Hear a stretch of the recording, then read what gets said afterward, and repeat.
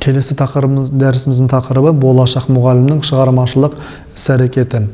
Мұғалімнің шығармашылық іс-әрекетінің жалпы сипаттамасы.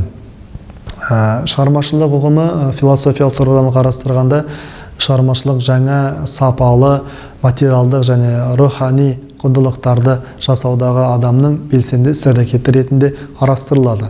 Педагогикалық энциклопедияда шығармашылық адамның өзіндік және белсенді іс-әрекетінің жоғары формасы ретінде түсіндіріліп, оны өзінің әлеуметтік маңыздылығымен және жаңашылдығымен бағаланады. Мысалы, қазіргі кездегі ғылымның, техниканың жетістіктеріне компьютер, интернет, ұялы телефон, медицинадағы ультрадыбыстық диагностикалық аппараттар, лазер сәулелерін арқылы емдеу көптеген ізденуші ғалымдардың шығармашылық іс-әрекеттеріне арқылы ғана қол жеткізіп отырғанымыз анық.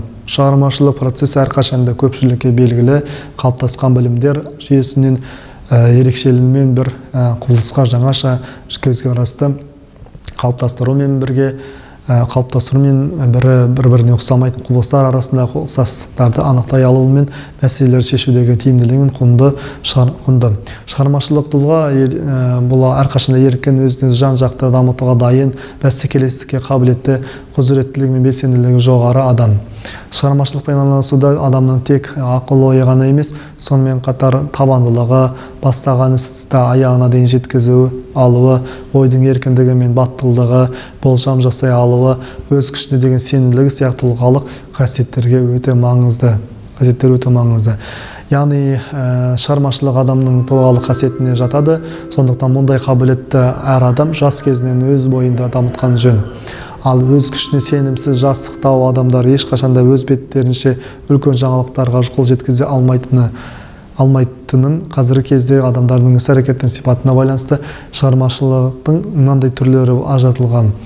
Ғылыми шығармашылық бұрынғы ғылыми білімдерге қарағанда артықшылығы мен бағалы жаңа білімдер жүйесі, көркем шығармашылық, жаңа көркем әдебиет туындылары, техникалық шығармашылық, жаңа техникалық құралдар мен жаңа технологиялар, педагогикалық шығармашылық, жаңа мазмұн педагогикалық әдістер, қағидалар, педагогикалық жүйелер, педагогикалық шығармашылық өзінің жаңашылдығы мен қайталанбастығы мен ерекшеленетін шығармашылық тұлғаны қалыптастыруға бағытталған.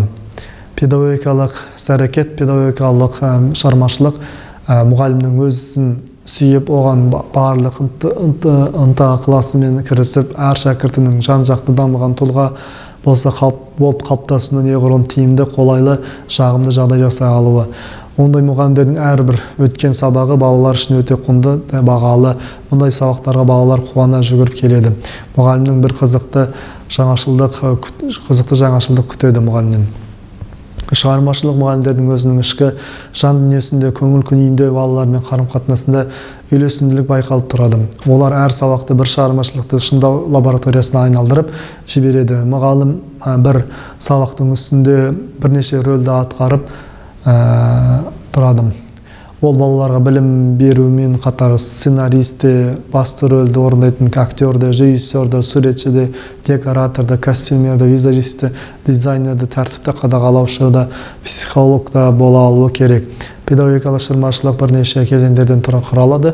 Бірінші шығармашылық педагогикалық міндеттерді анықтау, екінші педагогикалық ықпал ету әдістерін жобалау, үшінші балалармен тікелей әрекеттесу арқылы белгіленген жоспарды жүзеге асыруы, төртінші қол жеткізген педагогикалық нәтижелерді талдау, ұстаз шығармашылығы сабақтың, дәрістің тиімді жүргізілуінде оқушылардың жас және дербес ерекшеліктерін ескеріліп, олардың бірлесіп жұмыс істеулеріне және басқа да педагогикалық іс-әрекеттерде жан-жақты байқалып тұрады.